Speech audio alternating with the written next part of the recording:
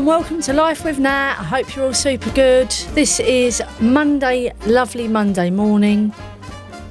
We won't know because we're filming it beforehand. Yeah. Recording beforehand. If England have got through or not yet. No, we won't know, no. But at least we are not exhausted. No. And everyone's going to be absolutely shattered on Monday. Or they're going to be so drunk they can't see because they've been in the pub till 5 o'clock in the morning. It's a bit of a strange one, isn't it, that? Don't understand it. Just don't get it. What gets my goat is they've pulled through a legislation in about 20 minutes. That's right, yeah. And there are things that are so important that take years and years. Yeah. So it shows you that it's possible. If you've got political will, then, you can do what you like, or they can get it done. Let's put it that way. They can get it done. They can get it done. There's a few other things that I think are more pressing to get done. Slightly more important than keeping pubs open all night. I've never heard the like. It's ridiculous. I mean, you're in a residential area. Yeah. I'm in a residential area. In terms of people that don't like football or the elderly or people who need to get up for work at 5 o'clock in the morning, it is going to be noisy. Or people that just are not interested in being on the piss all night. Like there's going to be loads of people that will just sit up and watch it. Well, they don't need to go to a pub and drink from God knows what time till God knows what time. No. I just think it's the most ridiculous thing I've ever heard. Sorry. Yeah. Ridiculous. You know, when I was a kid, we had Argentina 78 and Mexico 70, which I was too young for. But yeah, so I've never heard anything so ridiculous in all my life. I just haven't. I mean, we all like a drink, but I just don't understand it. Well, also, what time are you going out? Are you having a day? Perhaps people are thinking they're going to have a day Sunday, a normal day. Go to bed early. And get up at midnight and go to the pub. No. Do you not think? There might be one or two normal people that might do that, but the vast majority are just going to drink far too much too early. Yeah. And then I can't believe that they've said to keep a pub open till 5 in the morning. It's not Smithfield Meat Market. The only place I've ever known a pub to be open at 5 in the morning is Smithfield Meat Market because they have special licences. For when everyone finished? Yeah. When everyone finished, they could have a drink and a pint and a breakfast at 7, 5, 6, 7 in the morning because they was up all night. I think it was the only place, as far as I'm aware, it was the only place in England where you could get a pint at whatever time in the morning, and it was closely monitored as well. You couldn't, no one could just turn up and go there. Yeah, you needed. I think you need to work. Well, you needed to work in the meat market, basically. Yes. Yeah. I just can't believe it's beyond me. Sorry, And what are you planning to do? Go to bed. But what? Not watch it? No, I'll try and watch it. Yeah, I'll try and watch it. So I'll go to bed and maybe try and stay awake as long as I can and put it on. But if I'm going to work Monday, I'm not having a day off Monday to watch England. I'm just not doing it. I mean, I even heard the talk of them trying to shift a bank holiday for Monday. I was thinking, what is going on? It's just, I don't know. I mean, maybe that was just hearsay or what have you, or maybe, someone talking about it. But I thought we've not won it. It's not the final. No. And even if it was, we're talking about sport. I think if it was the final, it's different. Yeah. Sorry, it is different. It is different. It is. Yeah. 1966 and all that. I think it would be different if it was some ungodly time, and then I still don't understand opening the pubs all night. Sorry, I just don't understand it because people. Look, let's be honest. People can't behave themselves at the best of times. No. You have to chuck them out at 11 or 12 because they're just going to keep going on and get silly. Yes.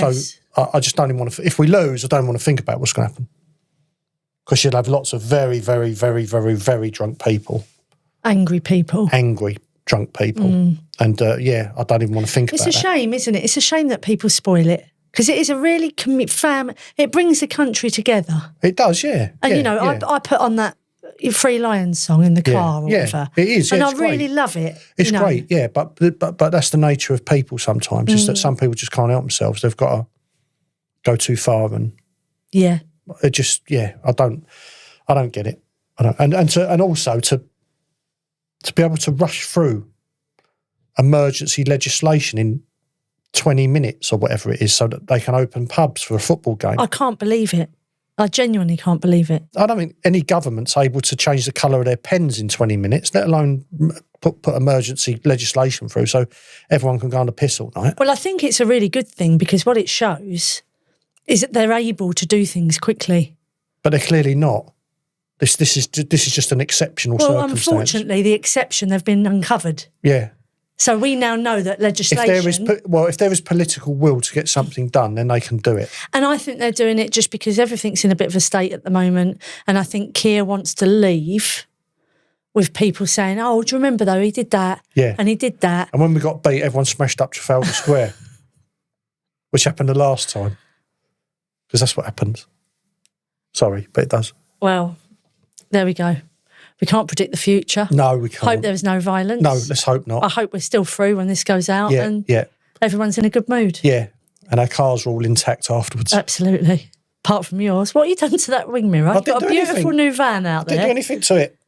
Parked it up. Oh, someone smashed it. And someone's just smashed it to pieces. And what was really annoying, and this is really annoying, so there's a wing mirror switch. Yeah. So you get out of the car, or get out of the van, sorry, and you're supposed to flick the switch and the wing mirrors come in. Yeah. That particular day, I might have been coming up to you, I can't remember now. No, it's my fault.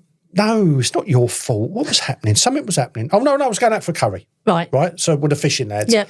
So I raced home from work. I was home a little bit early. I had something to do, and I couldn't get the van on the drive because the car was parked a little bit funny. So I thought, I'll just leave it there and I'll come out and sort that out before I go out. Yes.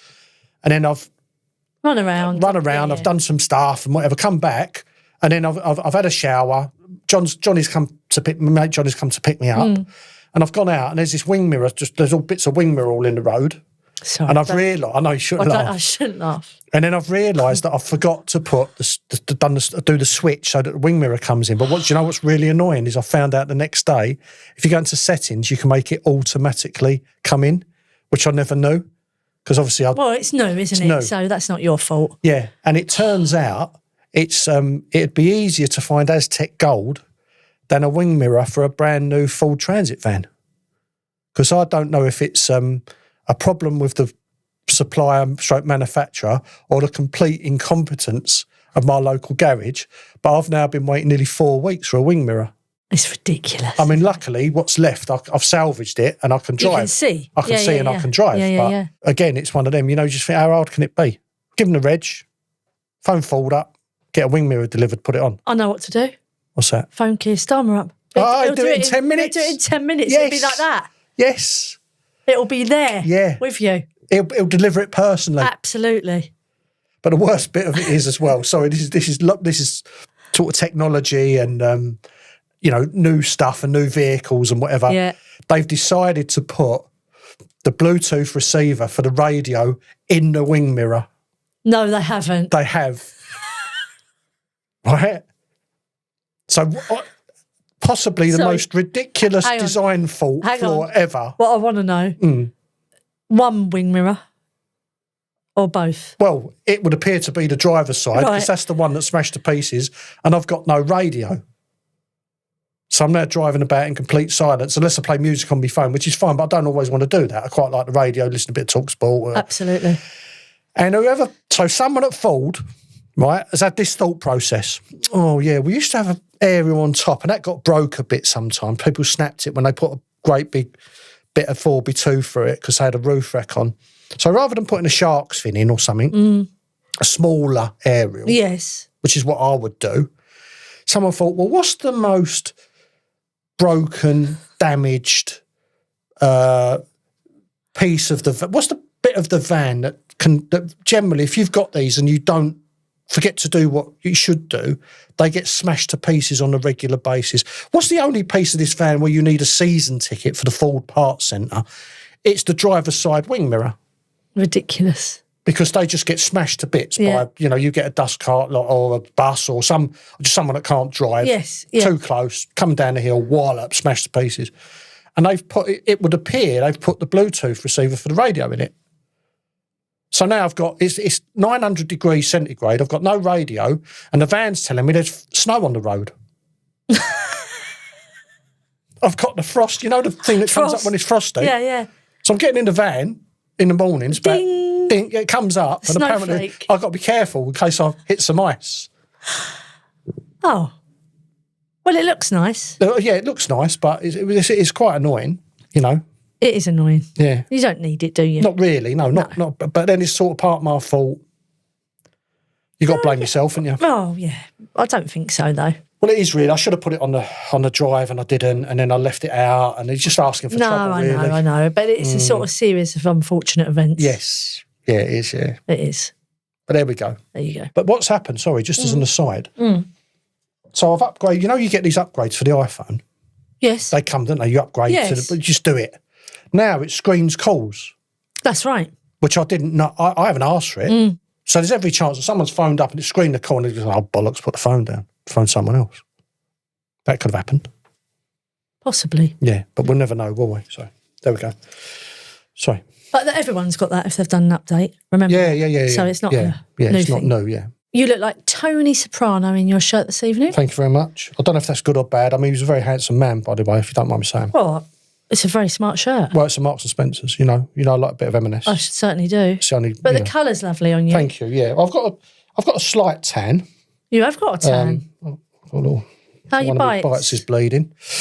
Didn't mean it, but anyway. Don't. I've got them everywhere, look. Oh. Everywhere. Yeah. For all the listeners, we're just showing everyone our bites for the video, which isn't very nice. It's not very nice at all. Yeah, it's very comfortable. It's linen. You look very cool. Yes, I feel very You can't beat a bit of linen. No, you can't. You can't. It's so nice. No. Can I tell you my story? Yeah. About, you said I look like Tony Soprano and I look quite well and whatever. Yeah. Over the years, I've always had, how can I put it? I've always had interest from men. Yes. Which I think you know. Yes, yeah, you've told me that before. Yeah. Yeah. Quite a funny story, which I've just recounted to a few people at the weekend. I was fishing longer than that, about 3 or 4 years ago. Yeah. And once you've set up and that, before the match, you might have 20 minutes where you just sort of mill about on the bank, you sort of walk and talk to people. And I was talking to this fellow I know, I know him quite well, just an acquaintance, fishing acquaintance. Yeah.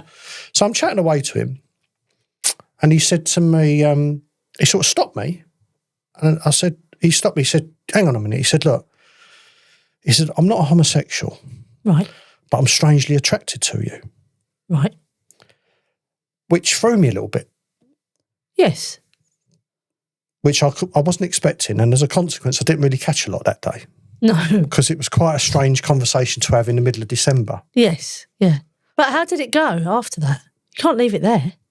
Well, what happened? I just sort of left it and I didn't really understand the gist of the conversation.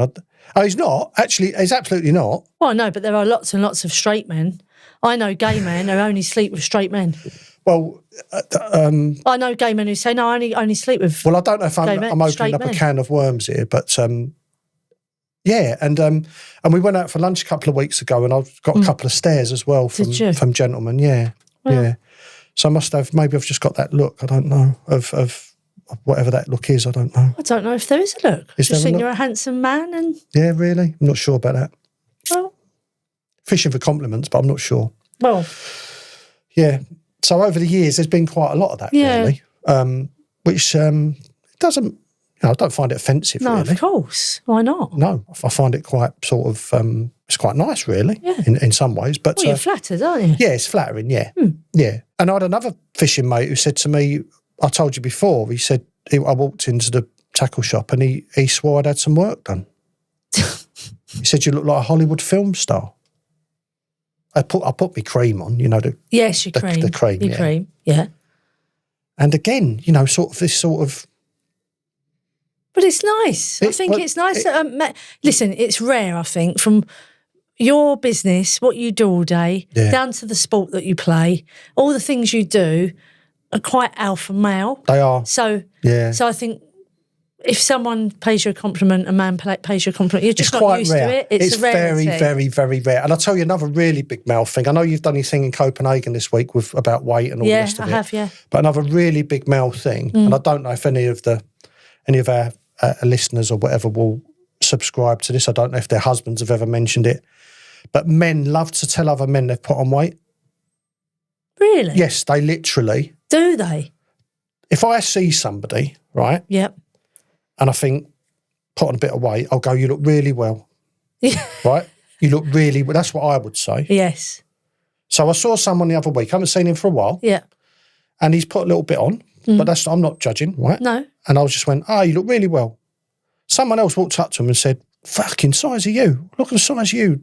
Like, just didn't, there was no filter. There was no... That's terrible, It's a man, honestly, that is quite prevalent in men, where they just, they think it's fine. Like, you can't hurt someone's feelings. You can't possibly hurt someone's feelings. Well, again, it's that alpha male that we're talking about here. Yeah, it's that, I could say what I like and it ain't going to hurt your feelings. So, and I find it a bit strange, because if you went and said that to a woman, you'd probably get knifed in the eye. Yeah. With a pencil or some other object that's in her handbag. Well, hopefully. But do you know what I mean? It's sort of it's like an acceptable thing where you can just point out someone's deficiencies, particularly with putting on a bit of weight, and everyone laughs about it, goes, oh, yeah, it's funny. It's not funny. It's not funny at all, actually. But I mean, as women, we all talk about weight all the time, don't we? Yeah. But I would never, ever say to anybody, oh, have you put a bit of weight on? No. Ever? No.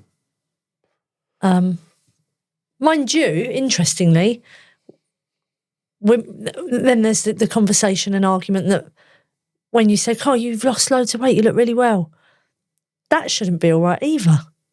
Because actually some people might have lost weight because they're poorly. Yeah.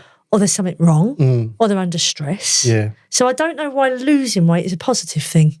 Because everyone's under pressure. We're conditioned. No, everyone's under pressure to lose weight, aren't they? Everyone's under pressure. You're all too fat, you're all too big. Well, as I say, I had a really great time over in Copenhagen. It was amazing, actually, really eye-opening, really good conversations with a lot of different people. And it's just really important to just breathe and take a step and say, we're all here doing our best and to stop trying to be something you're not. That's true, but it doesn't help when you go to the doctors and they tell me I should be 4.5 stone lighter than I am. Well, no. Seriously, my ideal weight is supposedly 4.5 stone less than what I am. Yeah, well, when I go to the doctors with the chart, which is absolutely prehistoric, by the way, the BMI chart, it doesn't work now. Yeah, I don't know why they're using it. It's actually been. I've done work on it. It's not. It's just not. It's ridiculous. But I am near obese. I'm more. I think I am more clinically obese. Officially, or close to it. Yes. If I had to be what they want me to be, I would literally have to live on fresh air and water. I'd not be able to eat at all. Well, that's why none of these things works, because we're all so different. Yeah. It's genetics. Yeah. It's stress. Yeah. It's cortisol. Yeah. How you take things on. Yeah. And we are absolutely not. Our metabolisms are very slow. Yeah. Like it or lump it, it's our genetics. Yeah.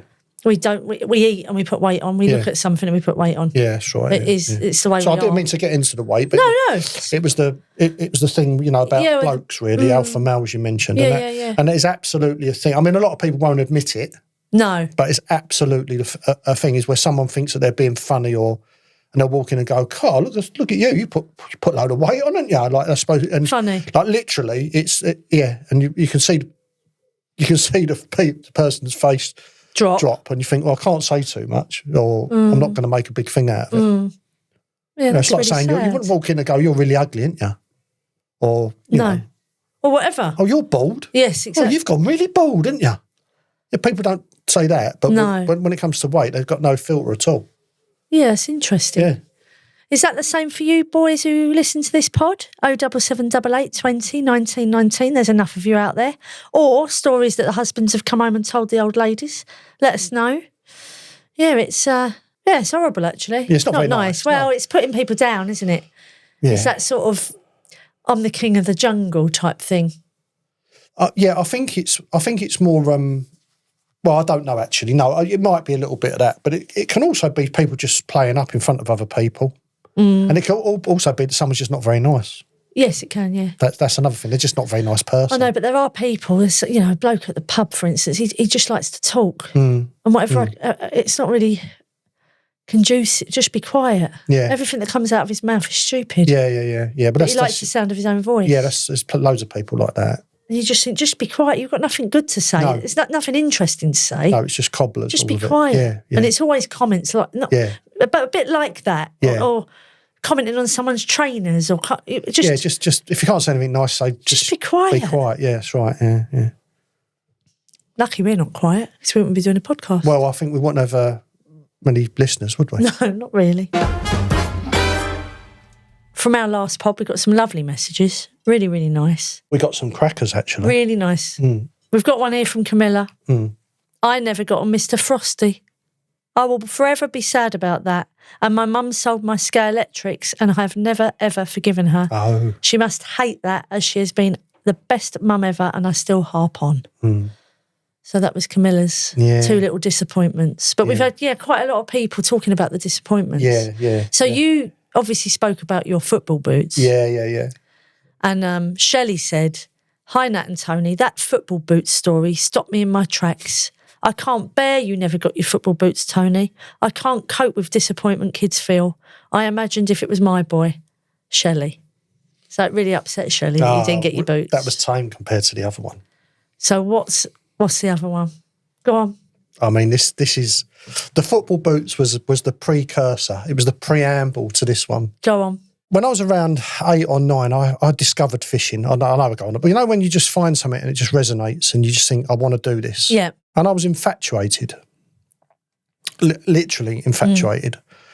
I wanted to talk fishing. I wanted to go fishing. I wanted to read about fishing. I was just mad about it. Yeah. So I used to go to my local tackle shop was Ash Poles, which was in Newington Green in North London, if anyone knows that area. And in those days, there was lots of tackle shops about. There was loads of anglers, loads of clubs. There isn't anymore. It's just changed. So I would regularly go to Ash Poles and I would just go in there and I would sit in there. And have a chat with people. And have a chat. And people would come in and out. And I would spend a couple of 3 hours or whatever on Saturdays. It was just, I just would go up there and just talk fishing and listen to people. And it'd say, oh, this one is coming in and that one's coming in. And I'd speak to them. And one day I said to them, I'd love to work in a tackle shop. I really, really would love to work in a tackle shop. And they went, well, we might have a job for a Saturday boy going. How old were you here? I would have been about 10 or 11, I suppose. Sorry, my heart's pounding now saying it's terrible, isn't it? So I said, well, I would that would be my dream. So they started giving me little silly things to do. Yes. They give me some bits and pieces to put in plastic bags and put some stickers, not paying me. I said, look, I don't want any money. No. But and they said, look, we'll just try you out a few bits and pieces. And I did this for a few weeks and it was going okay and whatever. They just said, oh yeah, well come in next week. And when you come in next week and do a couple of other bits for us and you riddle some maggots and do whatever. I went in one Saturday and I walked in and there was a boy behind the counter. Yeah. And I walked in and I said to the guy, the owner, I went, who's that? And he went, oh, that's John. He said, we've given him the job as a Saturday boy. And sorry, and this is the truth. If the Grim Reaper would have walked up to me at that point and said, I'm going to take you now, is that all right? I'd have gone, yeah, take me, I'm gone. I can't tell you, I mean, the disappointment, I cannot even describe the feeling of disappointment. I mean, my stomach was on I was heartbroken. Yeah.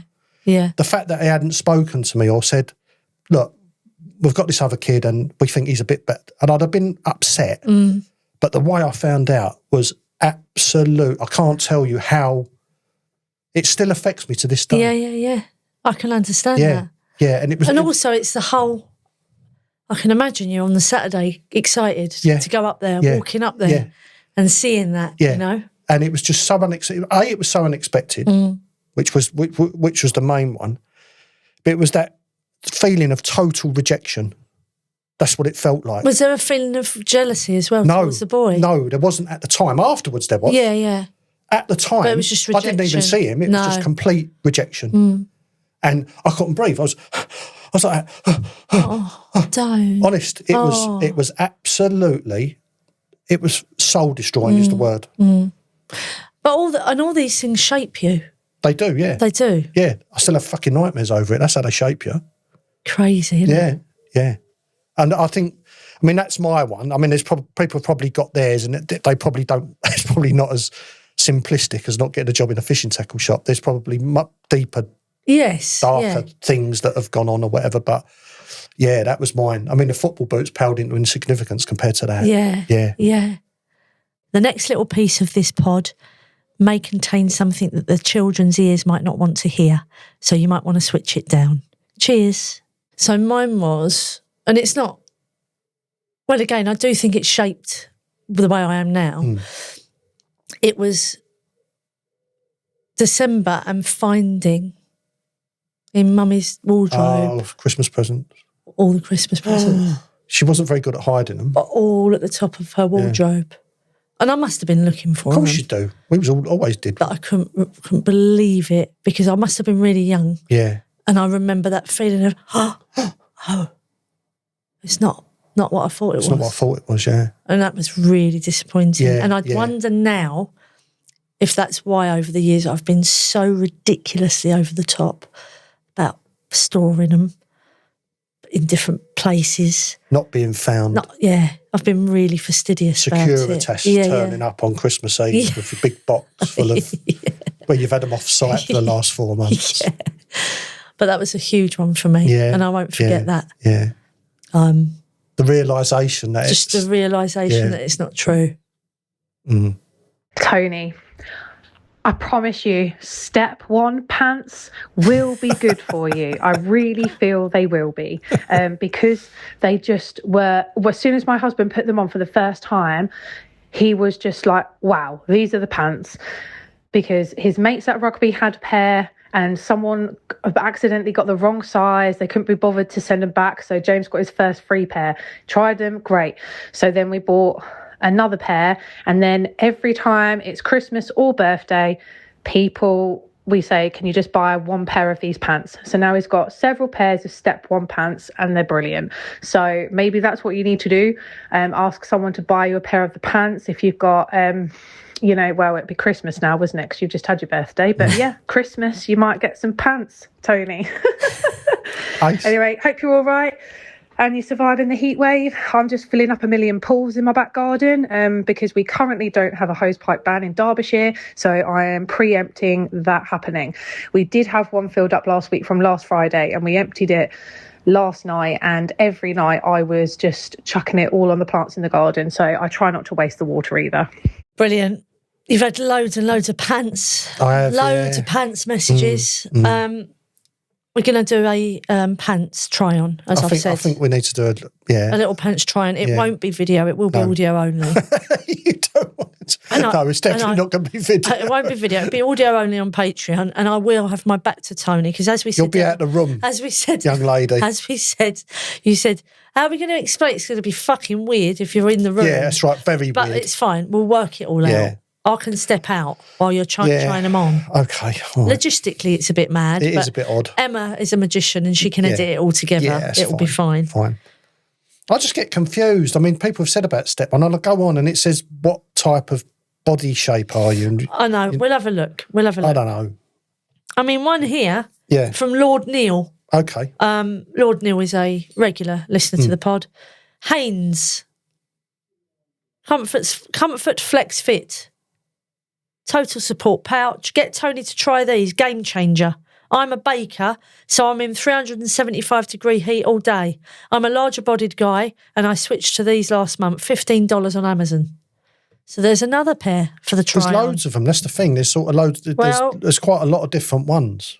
You've got to find. I've got to find, because nothing's working at the minute that I've got. Well, I've been a bit remiss doing it. I haven't really, I haven't really gone out and had a proper look, and I'm quite busy and stuff, and things going on. And, And every time I think about, I must try and sort my pants out, something else more important comes up. I'm wearing the same bra after 12 years. I'm not worried about it. I'm not. But that's because it's comfortable. I know, but it's not right.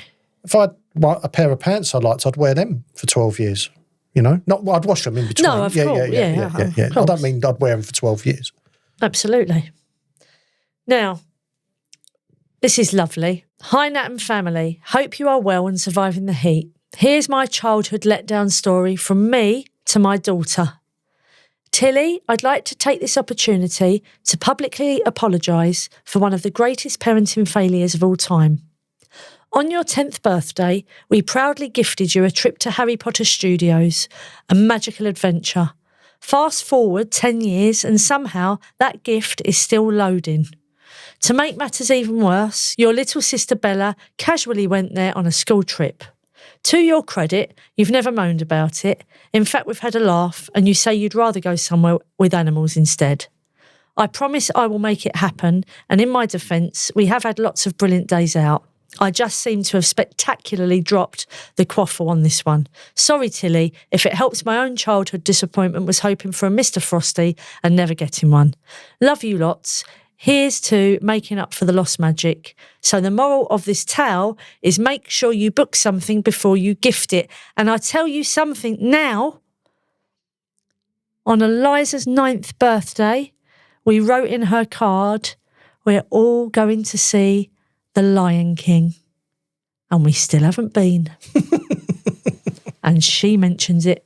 So if Eliza was here now, she might say, that's her disappointment. And you're absolutely right. You can't write it in a card unless you've bought it and you've booked it. You got the tickets. Yeah. So true. Yeah. So true. Is that 2 Mr. Frosties we've had as well? 2 Mr. Frosties. Wow. They was quite a big thing, weren't they, way back when? Big thing.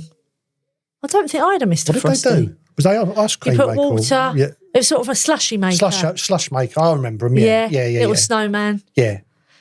Cool little dude. Hey Nat, this is Kelly from New Zealand. This is for a Tony's Talks.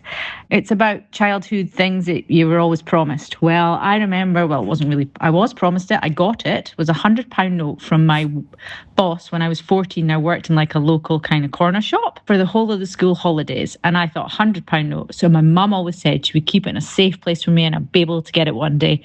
Well, that was at 14. I'm now 49 and I'm still waiting for that £100 note. And I still have digs at her and it's a joke. And it's funny, but £100, come on, Mum, give me it back after all this length of time. But, oh well, never mind. Sending my love to you all. Kelly from New Zealand. Love you. £100 note? I've never seen a £100 note. So is that, so she got a Scottish accent? Yes, so is that a Scotland thing? Might be a Scottish note, or is it a New Zealand £100 note? I don't know. Because New Zealand's dollars, isn't it? I thought. I think so. Or was it pounds? I don't know. Well, anyway, number one, it sounds like it was a bit moody because it was a £100 note. Yeah. It's probably not really real by the sounds of it, but we're not sure. We're not sure. But if her mum's nicked her £100, that's a bit strong. That's out of order. Yeah, it is, yeah. Yeah, that's well out of order. It's well out of order. Although you kindly gave Joni some money for her broken arm. Yes. And I spent 15 quid on it for a cab. That's all right. Because I had some cash. But she will get it back. Well, you didn't even need to venture that information. No, but really, what I'm saying is sometimes when there's cash there and you need it for something. Oh no, we do the same. And then then we'll go out to Hobbycraft and she buys something and I'll go, well, that was your thing from. Yeah, we do it at home. Like James might have a few quid and we need it for something and we pinch it off him and give it back to him. Not give him back. Not give Don't give it back. We do give it back. Or Evie might have a couple of pounds from her birthday stuff and we need it for something. So. But I think that's fine as long as you remember. Yeah. But not giving it. It's 20 years later. Well, it's not just over that. 20 years. If that was invested wisely, that's obviously a lot more than £100. It's true. So I think there's a potential court case there. Yeah. Or maybe just go on to Google, how much would this be now? And then just say to your mum, you owe me £2,500. Yeah. Because if I invested it in high risk bonds and or whatever it is they invest in. Yeah, whatever it is, because we're good at that Crypto. stuff. Aren't we? Yeah. If I'd invested it in Bitcoin, it'd now be worth £85 million. So that's what I need off That's you. what I need. Yeah.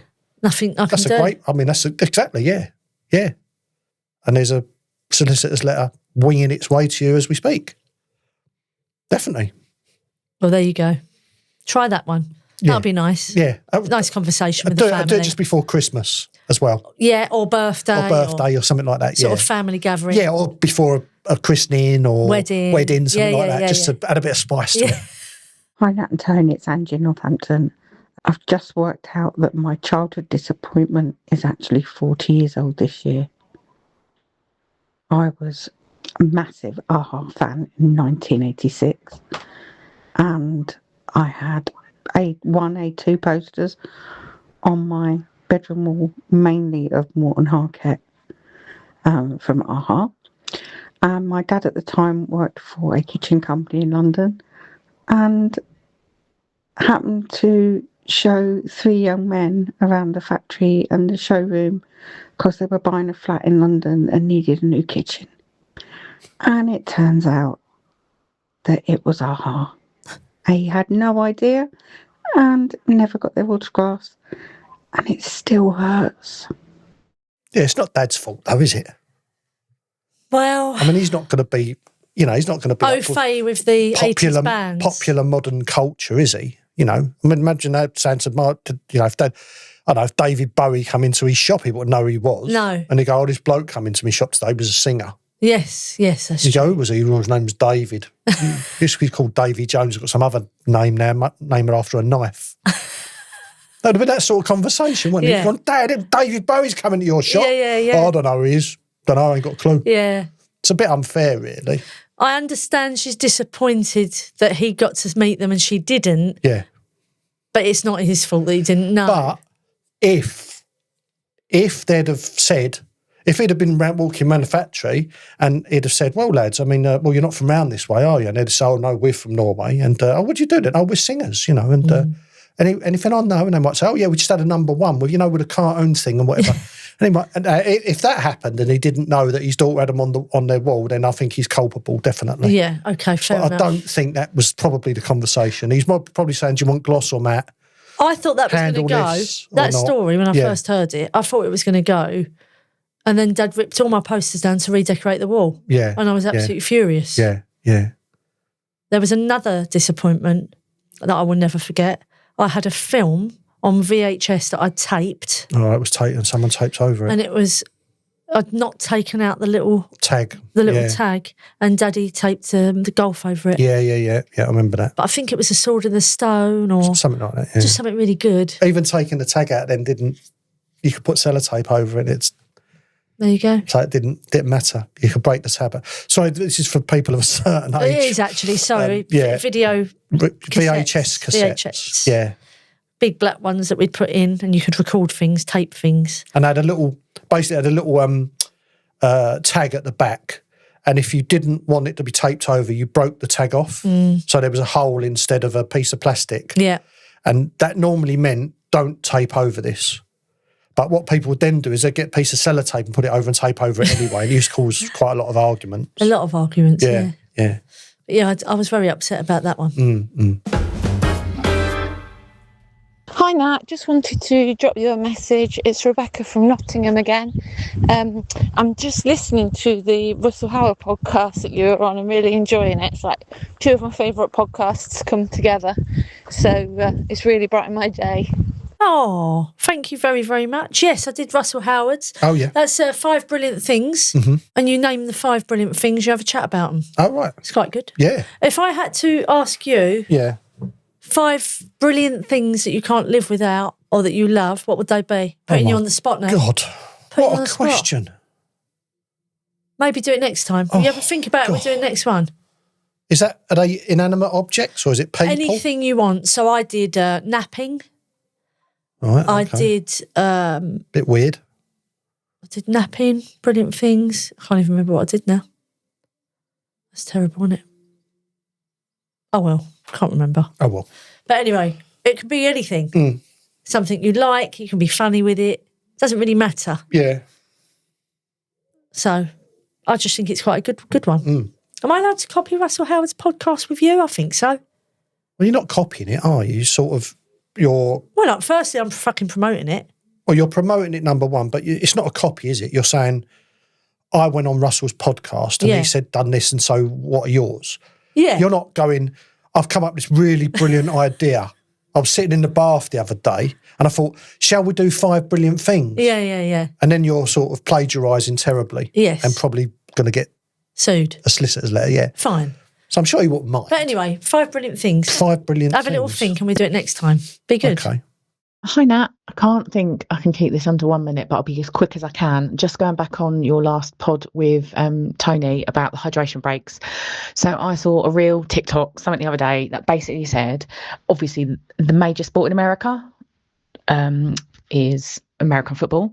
And how many quarters do they play? 4 quarters. So if you split each half of football, our football, into 2, you get 4 quarters.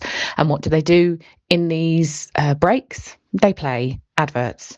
And there was a statistic shown that the cost of showing an advert, depending on what game and what time slot, it can cost them $250,000 to $750,000. And this was a rough calculation this guy was doing in this video. And it basically said that FIFA, being a non-profit organisation, will make in excess of $204 million through these hydration breaks and splitting them and then getting companies to show adverts. That's just what I saw on socials. So Shelley from Dover. Cheers. Thank you, Shelley. Obviously, I know they're for adverts. Well, I was a bit naive last time. I wasn't... You said to me, what do you think of them? And I said, well, European players and stuff, it's probably a good idea to take some water on. But, I was a bit naive. What a load of bollocks. Yeah. Football has been going for how many years? How many years has football been going? I don't know, since 1888 or whatever. A long time. Yeah. They don't need a break. No. I don't care how hot it is, sorry. No, but it now transpires that it is all about money and it's all about trying to make it like American football. Well, it's not American football, it's football. Yeah. It's not American football. Yeah. I'll tell you what we'll do then. And the Masters does really well, doesn't it, on Sky? That's lovely. What we'll do now, we'll get all the footballers and we'll dress them up in golf gear with a golf club. Should we do that now as well? Mm. Or should Wimbledon players be wandering about? Or should we have more breaks for that? I don't really understand. We have a game that's 45 minutes with a break and 45 minutes. You can't change the game. Yep. Understood. So, not having it. And it changes the game. It changes things. I mean, I have to say, there's been a couple of times where I thought, thank God for the hydration. Thank God for the hydration break, yeah. Thank God for the hydration break, because it changes the thoughts and the pace. Yeah, it changes the and game. The possession and everything. Yeah. But it's not right. It's not right. It's not right. It's not right. And interestingly enough, that last clip of us talking about it, or mainly you having a rant, which was quite good. Yeah, me having a rant, yeah. Got how many views? It's quite big. Well, go on, say. Well, 750,000. And it's quite a lot, still isn't it? going. Yeah. Yeah, no, it is a lot. But I do think the whole Instagram algorithm, how you get likes and posts, I think some people really understand it, or they have people working for them that understand it. Yeah. But from what I can see, people on there, if there is an opinion and people start commenting underneath, which creates conversation between themselves. Yeah. So it's not even about the video anymore. Yeah. It's about something going on underneath. That's what sort of bolsters those views, I think. But you can't force it. You put your clips up, you get what you want. But it was really nice. And it again gained me lots of followers. So our pod page now, at Life with Nat Pod, I've got another 4,000 people. So thank you to everyone who's following and maybe even started listening because of it. So, there is a reason for these posts, and that is why social media is really positive. Yeah. So it's good. Yeah. Really good. Yeah. So what can I say now that I fucking hate? Oh, don't get on hate. Oh, just have a right old rant. No, I'm joking. I'm not going to do that. Not going to do that at all. Hi, Nat. It's Jo in Hitchin, and I need to have a little rant about the summer. So I've just overheard on the pod other listeners talking about your hay fever and their hay fever. Mine's awful. I am pretty pale, so I've still got the factor 50 on. All about the antihistamines. My hay fever is awful. The last week I got a chest infection. That's cleared, but the hay fever is making it hard to recover properly. So I went back to the doctor and saw a nurse. Oh my gosh. So she asked me, have you got a sweet tooth? I was like, I'm sorry. Oh, because you need to be avoiding sweet stuff because they're full of histamines. Avoid alcohol, full of histamines. Anything processed, certain fruits even, wonderful. And aged cheeses and dairy can produce more mucus, so avoid all that as well. So not only do I get burnt and have awful hay fever, I try to enjoy the summer, for the strawberries and the cocktails and drinking a rosé in the garden. And I can't have anything. I can't do anything. And then the last bit of it, she said, I'll try to avoid warm environments. I'm sorry? What? Honestly, have you seen next week's forecast? I'm supposed to be running Race for Life on Sunday. Can't bloody breathe. Anyway, sorry, I'm ranting and raging. Here's to all the hay fever sufferers who can't even enjoy the good bits of summer. Lots of love. Sorry for ranting. Bye. You carry on ranting, Jo. I'm with you. I mean, I'm with all due respect. She's basically got to live in the fridge. live in the fridge, don't eat, don't drink anything, don't, for God's sake, enjoy yourself. I'm not doing it, I'm afraid. Yes, I moan about hay fever, but I'm very good. Honestly, I get on with it. I have my tablets. I went into Tesco's this week and Alevia tablets that I usually get, they're 120 milligram. Behind the counter, Alevia Hives, 180s. They're selling them now, 180s, which is great, because usually I take 2 of the normals. I don't go to the doctors for it. I probably should. But I just know how to handle it now. My eye drops, I've got my spray for my nose, I've got the 2 tablets, and I just have to keep doing that. Can be hard if I'm sitting in the garden with a bottle of rosé. That can make it a bit worse. But I tell you what, Joe, I'm not stopping it. So just have to deal with it. Well, Sorry. you know Evie suffers terrible, don't you? Terribly. And she's been under the hospital for the last 5 years. I know. There is actually there's a hospital in London that's next to Great Ormond Street that specialises in allergies and stuff, which no one really knows about. And every year she goes, and at certain times they inject her with pollen, tree pollen and whatever. The idea is that your body will gain resistance towards it and whatever. And it's not made any difference. She's still in a terrible state at times. I mean, she was doing her exams this year. I know. And as she did them, I've got no idea. I mean, she was in such a mess, but she managed to do it. It's terrible. My friend Jamie phoned me up. Oh, it was a voice note actually, and he phoned me. He said, "I tell you what, it was hay fever." He said, "I feel like I've got the flu." So I got up, I was stumbling about. I said, "That's how I feel every day when I wake up." I'm just used to it now. I mean, people go, "Oh, you got hay fever." They've got no idea. It's so debilitating when it's really bad, draining. Yeah. You can't see, showers, itching. It's just the tiredness for me because your body's fighting all the time. Yeah, all the time it's fighting. And also for girls and women as well, you know, you can't wear makeup if you're going out. Hair's got to be all back up. Yeah, hair's got to be back scraped off your head. You'll get all your eyes look terrible. Swollen. So it's not just the hay fever and what you're dealing with. It's then you're going into social situations and people going, "Oh, what's wrong with you? Yeah. What's wrong with your eyes?" You know, and all that sort. You get all that sort of stuff. So not so bad for blokes because, you know, it's not as important. You know, we don't. It is. No, it's not. It's not. It's not. It's not as. It's not. If I've got a gammy eye or whatever, you know, because I've got hay fever in it, and people go, I'll just go, "I've got hay fever," and they go, "All right." They're less judgmental about blokes than they are women, without a doubt. Your mates might be. My mates will be, definitely. Yeah. What's the matter with your What's the matter with your eye? Hello, Popeye. Yeah, that's right. Big estate, you, ain't you ugly? Aye. Yeah. You look like that bloke off that film. Was it The Elephant Man? Pub's got a bit of music on tonight. Oh, is it? Can hear it. Oh, can you? What is it? Not sure. Oh, right. It's a singer, I think. Okay, well, maybe we'll pop outside in a minute and just have a little listen. Have a little listen. Can sit in the garden, have a little listen. Little jam. Nice. Little sing-song. If anyone can hear anything, yes, we've got the windows open. You know why. I'm not going over it again. Hello, love. Hello, Tone. I'm just catching up on Tony's talks, and you've said about this childhood disappointment. Now, I know you said nothing to do with, like, you know, loss or anything like that, and it's not technically that, but when I was about 5 years old, we had a German Shepherd, gorgeous thing called Blue, and I was told by my mum and dad that he was so special that he was becoming a police dog, and I believed this my whole entire life until probably about, I'd say 6 or 7 years ago, when I was telling the story to somebody in front of my dad, and I was like, "Oh yeah, remember when Blue became a police dog, Dad? Or I know he's not going to be here anymore, but I just know he was such a good police dog." And my dad said, "Are you joking?" I was like, "No," and he was like, "The dog got put down.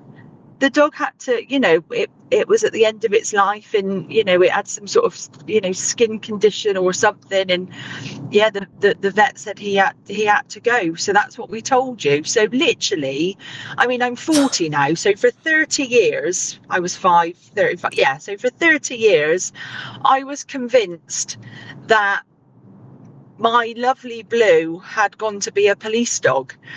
And now, when I look back and people would say their dog had gone to a farm, apparently that is also the, you know, brief over of, no, that dog's passed away. And it's only just occurred to me on the whole farm thing. I mean, just honestly, such a huge disappointment. I was absolutely, at the age of 35, heartbroken all over again of my dog from when I was 5 years old. Honestly, has broken me. Absolutely broken me. So, yeah, that's mine. Oh, Sam. My Alice Tinker. That's a shocker. It was terrible, but for some reason... do you know what? I shouldn't... It's terrible, isn't it? No, because I understand it. Makes me smile because I can just imagine this 15-year-old Alsatian with one leg, blind, helpless, hopping about, pooing itself, blue, in such a state that it's, you know where it's going. But as a child, you don't know, do you? Yeah. And in a way, I think actually that is a lovely thing to do. Because a 5-year-old doesn't need to know that information.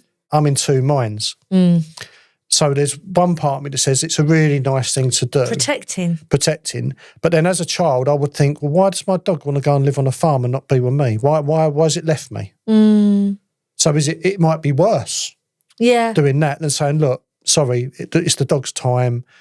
He's had to go to the kennels in the Scott or whatever, whatever you say. Yeah. And that's it. And accept it rather than I would be sort of thinking, why is it going to be a police? Why is it not want to be with me? I think the police dog story is better than the farm. I think the police dog story is good because it's as if he's needed. He's been called up. Exactly. Yeah, and he's sort of really important. Or if you said he's going to work for international rescue, yes, or he's going to go and find people in mountains that are buried. Exactly. But the farm one, I don't understand that. That's basically saying the dog doesn't like you anymore. It's gone to work on a farm. It's true though, isn't it? Why's he gone to the farm? Don't like you no more. No, don't like it. Don't like it around here. He wants to be on a farm. Loads of animals and rats. New people, friendly people, nice people. People that play with him. Yeah. People that, give him don't time. shout at him, yeah. Oh, that was a really good subject, that, wasn't it? It was, yeah. If anyone's got any more, keep it rolling in. And you've Pets, pets, disappointments. I like that. I like the pet one's stories. quite good though. I must say that's opened up a whole new avenue, isn't it? As to what you were told about your pets. Yeah. Where they may or may not have gone. Yeah. Did Mummy kill the terrapin from Hanover by bleaching its... I don't know that. I think I brought the terrapin home and I think it died because she kept bleaching the tank. She probably, yeah. That sounds like Mum. Yeah. There you go. I remember I bought some goldfish once and some small freshwater fish and put them in a tank. Yeah. I was really going to look after them. And I think it might have been the summer of 76 or another hot summer after that. And she basically, they were on the dresser. The dresser They by were on the window. dresser. No, they was on the dresser in the shade. Right. And Mum decided to put them on the window. When I came home from school, I'd boiled goldfish. And she couldn't understand for the life of... She didn't know why they died. I went, Mum, they'd been in 90 degrees of sunshine for the last 4 hours. I mean, you could have made a cup of tea with the water. That wasn't a disappointment for me. That was... How did you not realise that he was going to kill these fish? Yes. By putting them on the windowsill. And she honestly said, well, I thought they'd like a bit of sunshine because they're stuck on the dresser. I said, they're on the dresser because it's shady and they're not going to die. And that's a fact. I love that though. I thought they'd like a bit of sunshine. Bit of sunshine, yes. I put them on the windowsill. Bless her. And I came home and there was we had boiled goldfish for dinner. Bless her heart. But there we go. There we go. Right, on that note, it's been a pleasure as always. Have a lovely, lovely week, everybody. I'll speak to you soon. Please remember Patreon if you fancy joining. There's lots of bonus stuff over there. That's www.patreon.com/Life with Nat Pod. Go to my Comey, which is on my Instagram, to see all of the live shows, get some tickets for that. There's loads going on. Thank you so much for listening. We'll be back Thursday and I'll speak to you then. Tone, thanks so much. Pleasure. See you soon. See you. Bye. Bye. Bye.